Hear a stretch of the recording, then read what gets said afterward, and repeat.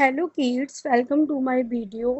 बेटा, आज मैं आपको पढ़ाने जा रही हूँ संज्ञा। तो आज का टॉपिक है संज्ञा यानी नाउन। आपने पहले पुरानी क्लासेस में भी पढ़ा होगा संज्ञा के बारे में। आज हम फिर से दोहराएंगे और आप इसको अच्छे से समझना।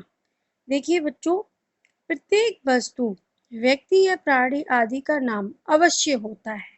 आपने देखा होगा बेटा, संसार में बहुत सारी चीजें हैं और हर चीज का अपना अपना नाम है ना। तो प्रत्येक वस्तु, व्यक्ति या प्राणी आदि का अपना नाम अवश्य होता है।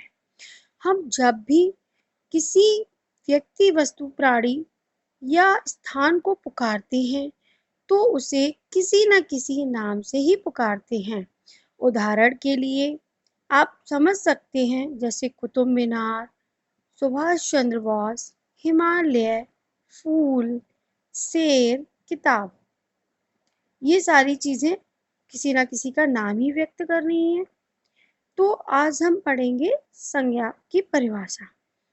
जो शब्द किसी प्राणी, वस्तु, स्थान, जाति अथवा भाव आदि का बोध कराते हैं उन्हें संज्ञा कहते हैं। संसार में प्रत्येक प्राणी, वस्तु, अवस्था या स्थान का कोई ना कोई नाम अवश्य, जैसा कि मैंने आपको पहले बताया। देखिए बेटा, यहाँ पर भी चित्र के माध्यम से समझेंगे हम। ऊपर दिए गए चित्र में आदमी है, चीता है, वस्तु में आपका प्रेस है, टेलीफोन है, स्थान में आपका गुरुद्वारा है और अवस्था है। तो यहाँ पे डिवाइड कर दिया गया। देखो, आदमी और चीता क्या हो गया? प्राणियों के नाम। गुरुद्वारा क्या हो गया? स्थान का नाम। प्रेस व टेलीफोन वस्तु का नाम और जवानी अवस्था का नाम। तो यहाँ पर नीचे भी परिभाषा लिखी हुई है संज्ञा की, हम दोबारा दोहराते हुए पढ़ेंगे। किसी प्राणी, वस्तु, स्थान अथवा तथा अवस्था के नाम को संज्ञा कहते हैं। अब हम बात करेंगे बेटा संज्ञा के भेदों के बारे में कि संज्ञा के कितने भेद होते हैं। तो आपने पहले से पढ़ ही रखे हैं, हम दोबारा रिपीट करेंगे कि संज्ञा के कितने भेद होते हैं। तो मैं आपको बताना चाहूंगी कि संज्ञा के 3 भेद होते हैं। कौन कौन से होते हैं? ढंग से सुनिएगा। संज्ञा के भेद होते हैं। देखिए, संज्ञा के पहला भेद होता है व्यक्तिवाचक संज्ञा, और दूसरा भेद होता है आपका जातिवाचक संज्ञा, और तीसरा होता है आपका भाववाचक संज्ञा। तो व्यक्तिवाचक संज्ञा किसे कहते हैं? देखिए बच्चों, जिस शब्द से किसी विशेष व्यक्ति, वस्तु या स्थान का बोध हो उसे व्यक्तिवाचक संज्ञा कहते हैं। जैसे राम, कृष्ण, रामचरितमानस, हिमालय, भारत आदि। ये सारी चीजें कौन सी है? आपके व्यक्तिवाचक।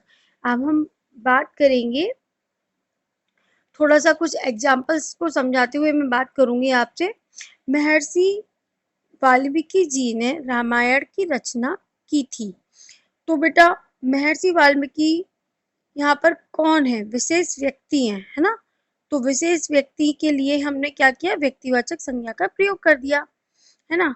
इसी प्रकार गंगा, यमुना, मेरठ, दिल्ली, मोहन, लक्ष्मीबाई, झांसी, गीता, श्री राम, राजेंद्र प्रसाद आदि भी व्यक्तिवाचक संज्ञाएं हैं। अब हम पॉइंट नंबर 2 की बात करेंगे, जातिवाचक संज्ञा के बारे में। तो हम बात करेंगे कि जातिवाचक संज्ञा क्या होती है। जिस शब्द से प्राणियों, वस्तुओं, स्थानों आदि की जाति का बोध होता है उसे जातिवाचक संज्ञा कहते हैं। जैसे पेड़, बालक, गाय, गधा आदि। देखिए बेटा, पेड़ है ये भी जाति है, बालक, गाय, गधा, हाथी चिंगाड़ रहा है, बकरी खड़ी है, लड़का हंस रहा है, शेर जंगल का राजा है। यहाँ हाथी, बकरी, लड़का, शेर, जंगल तथा राजा अपनी जाति, स्थान अथवा वर्ग का बोध करा रहे हैं, अतः ये सभी जातिवाचक संज्ञाएं हैं। इसी प्रकार स्त्री, पुरुष, हिरण, मेज, कुर्सी, शहर, गांव आदि सभी जातिवाचक संज्ञाएं हैं। यदि जातिवाचक संज्ञा को विशेष नाम दे दिया जाए तो वह व्यक्तिवाचक संज्ञा बन जाती है। जैसे कि एक एग्जाम्पल के माध्यम से आपको, एक उदाहरण के माध्यम से मैं समझाना चाहूंगी। बालक को बुलाओ, तो बालक क्या हो गया? यहाँ पर जातिवाचक संज्ञा हो गई। देव को बुलाओ तो देव यहाँ पर व्यक्तिवाचक संज्ञा हो गई। ऐसे ही अब हम बात करेंगे थर्ड पॉइंट के बारे में, भाववाचक संज्ञा के बारे में। तो भाववाचक संज्ञा क्या होती है बच्चों, ये समझिए आप। जिस शब्द से किसी प्राणी अथवा पदार्थ की दशा, भाव, अवस्था या गुण जात आदि का बोध होता है, उसे भाववाचक संज्ञा कहते हैं। जैसे ईमानदारी, देखिए आपके अंदर से भाव आ रहा है कि ईमानदारी, बुराई, क्रोध, बुढ़ापा, बचपन, मिठास, ऊंचाई आदि, ये सब क्या है, भाववाचक संज्ञाएं। इसी प्रकार एक एग्जाम्पल के माध्यम से समझाती हूँ मैं आपको। साधु की बाड़ी में मधुरता है, तो इसमें आपका भाववाचक संज्ञा कौन सी हो गई, मधुरता, क्योंकि साधु की बाड़ी में मिठास है, और मिठास क्या होता है, भाववाचक। सदा बुराई से बचो, बुराई यहाँ पर भाववाचक है, क्योंकि बुराई का मतलब बुरा, तो आपको ये अंदर से फीलिंग आ रही है ना, भाव आ रहा है ना कि ये बुरा है, तो बुराई यहाँ पर भाववाचक है। समझ में आया। अच्छा, अगर आपको जातिवाचक संज्ञाओं से कुछ संज्ञाओं को भाववाचक में चेंज करना है तो आप कैसे करोगे। जैसे कि लड़का, तो लड़का का क्या हो जाएगा, लड़कपन। मानव, तो मानव का भाववाचक क्या बनेगा, मानवता। शिशु का शैशव, शत्रु का शत्रुता, मित्र का मित्रता।